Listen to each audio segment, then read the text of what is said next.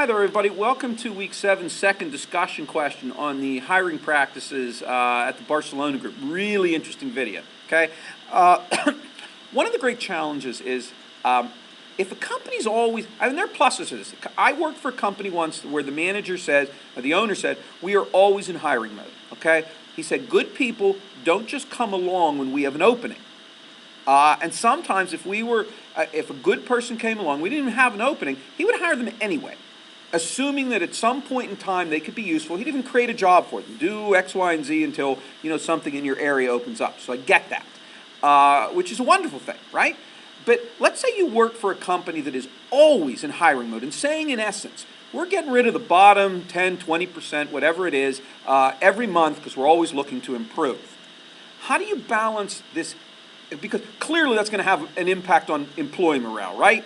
I mean, you've been hired, and basically from the moment you're hired, they are out there looking to replace you. So in theory, you should be super motivated to do the greatest job in the history of the world so that they don't replace you. I'm sure that is true for some people. However, a lot of people, I'm not sure how that would make me feel. I think part of me would be, well, I better really do a good job, right? But at the same token, would you feel you have any long-term relationship with that company? Or would you say, okay, I'm going to do a great job, but I am keeping my eyes open in case something else opens up?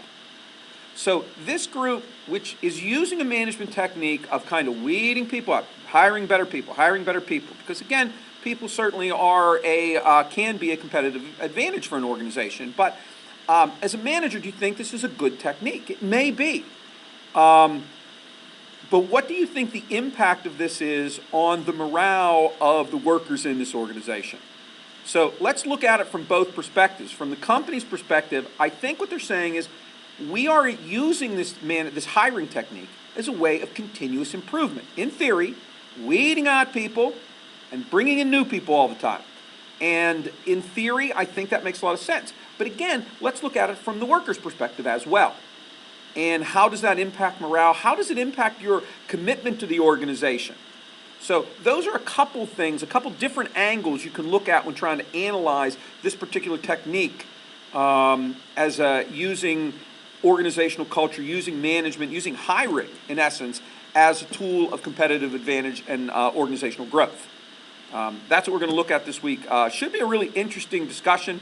Usually it goes both ways. Some people love the idea and say consistently have to weed out weak people in your organization.